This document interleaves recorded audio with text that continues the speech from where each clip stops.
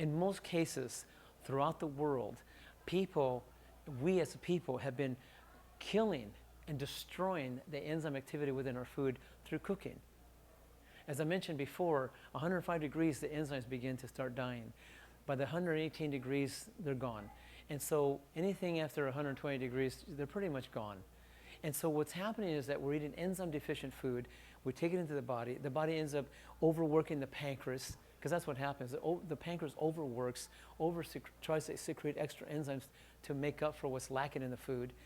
And then you end up using more than you make, and then you don't get to have as much energy.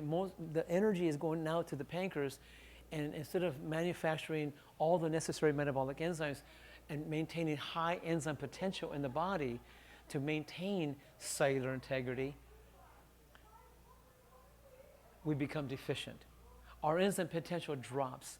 So ideal situation is eat raw leaven enzyme-rich foods, so the pancreas can do its job but not be overworked, overtaxed. So that way we can produce and manufacture all the necessary metabolic enzymes to maintain cellular integrity. Also manufacture the necessary hormones to keep us in balance. And from there we can build muscle, hair, skin, and bones and so on, and have all the energy to boot. And stay healthy, stay strong and vibrant.